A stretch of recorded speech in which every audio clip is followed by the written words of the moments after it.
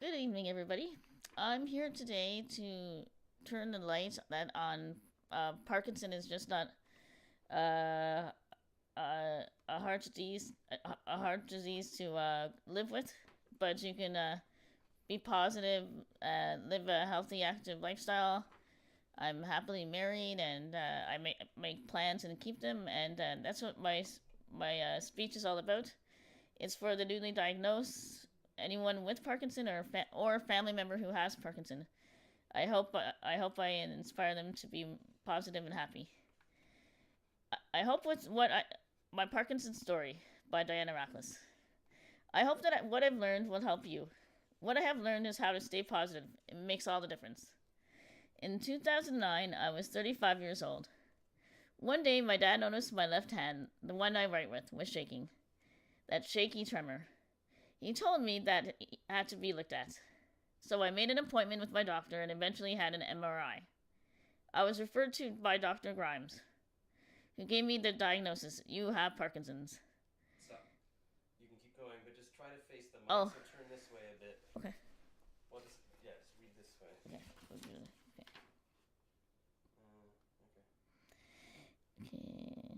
A lot of emotions went through my mind. I had known something was wrong, but never thought it would be that huge. My dad told me it would be better to know what is wrong so you can get help. That helped me a lot. I needed to know more about Parkinson's disease. My mom helped me find a Parkinson's support group, and at first I was afraid to go. What will people say? What will people think? And what will they do? Now I go regularly and have friends there, and I love going on a regular basis.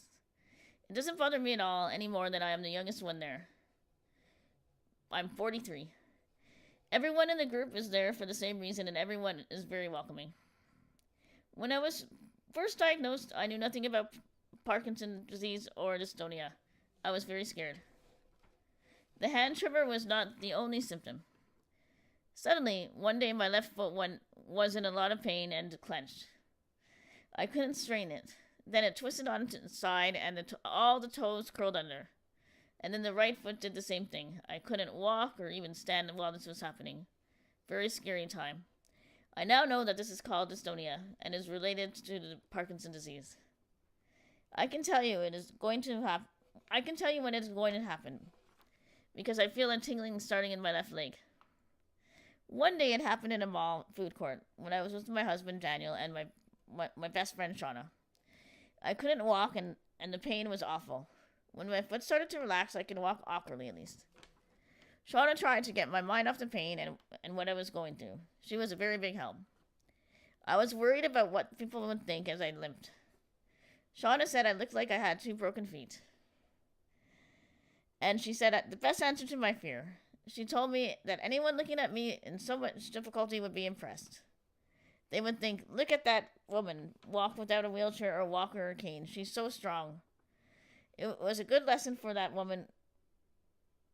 It was a good lesson for that woman without a wheelchair. I'm sorry, I just heard that.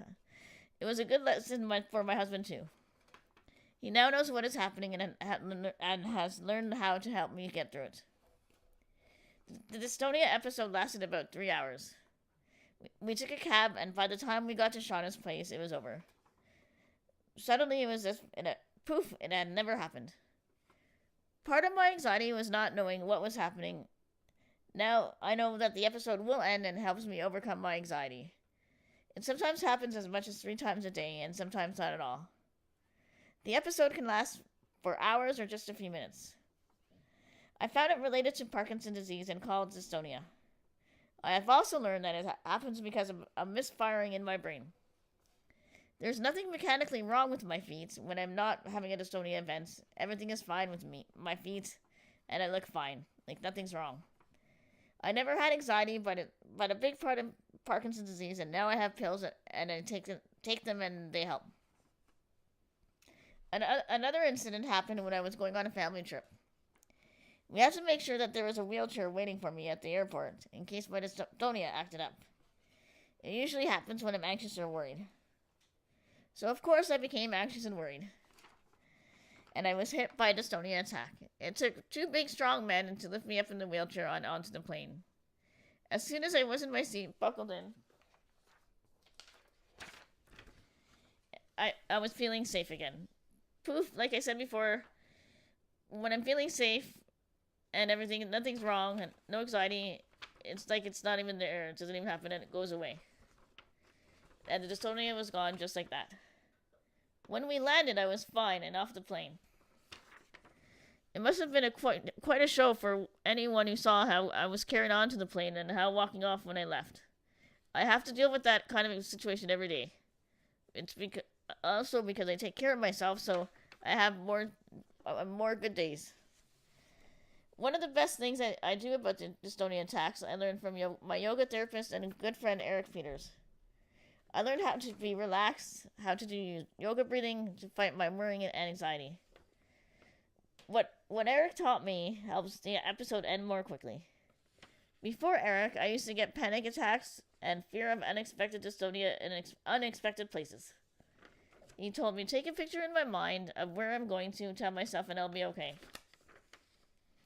Take a deep breath, and don't think about whether I should go out or stay in, just go. Eric gave me back my feeling of independence and helped show me how to live a happy, healthy, active lifestyle. I hardly panic at all anymore. Now I do yoga almost every day. It helps a lot. It's a big part of my life. It also helps my posture, helps my mood too. I used to get depressed and anxious, saying, why me, not fair. But now I'm on antidepressants.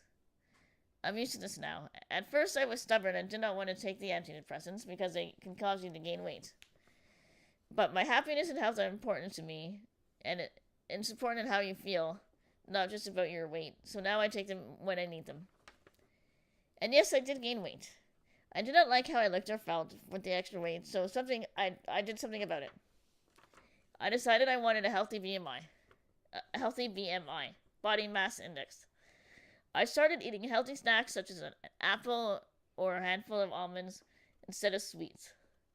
I ate less meat, more veggies, fruits, beans, and lentils. I cut back on sugar. I read a lot of books on nutrition as well. Another thing to do is keep a journal that I share with my doctors. It makes it easier to remember when I need to tell what I need to tell them about my dystonia attacks, when, how long, and my activities and feelings. Back to being depressed. Another way I fight depression is always telling someone I trust. My husband or good friend or close relative if I'm feeling sad. Depression comes along with Parkinson. Especially my husband, who will hug me until I feel all better. Another thing I can do is I put on a comedy show. I love watching the TV show Whose Line Is It Anyway? It's an improv show, very funny. It gets my mind off everything, and we laugh for hours. I also love to keep busy and do what I can, when I can. I used to run a marathon and a half marathon before Parkinson, but I can't do that anymore. But I do my best to stay fit. I go to the YMCA at Carlingford Mall almost every day, right next door to my apartment building, where I do my weights, walk on the treadmill, and ride the stationary bike. I go to aquafit and dance classes for PD patients too. I like the YMCA because they know I have Parkinson there, and they make if I need anything, they'll help me, and they make my stay there I'm very happy there when I go. And the people there are very nice too, as well as the workers. I do aquafit and dance class for PD patients as well.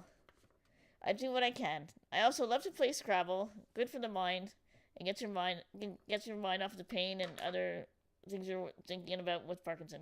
And I color in my coloring books. And the coloring books are good for a small motor control. I take a painting class with my husband once a month.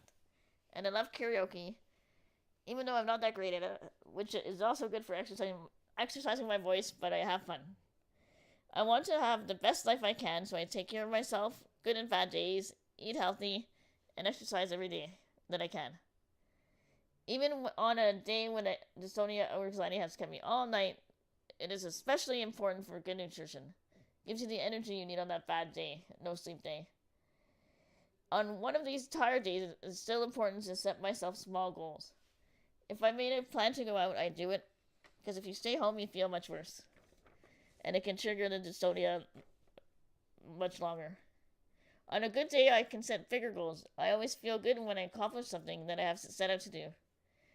On a day with dystonia, I do whatever I can, whenever I can. I have Parkinson's disease, but I have learned to believe in myself. Someday there will be better treatments, and someday there will be a cure.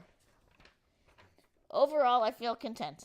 As my father says, you can't always control what happens to you, but you can have some control on how you react to it. I am blessed with a loving, supportive husband and family and friends. Sometimes when I can't sleep, I write poems. It's a better way to express my feelings than snacking, which is what I do now. I'm just going to share a quick poem, one of my poems that I wrote. It's called Feeling Frustrated. Right now I'm frustrated, I can't sleep. I even tried counting sleep. My head won't stop shaking and I can't relax, no matter how much I try. This is the first bad sleep this week, so I guess it's not that bad. It still makes me mad and sad. And I pray that my eyes will shut, that I will sleep. And then I know when the sun will come up and it'll be a brand new day. And shortly after that, I fell asleep, and I was happy again the next day. Thank you.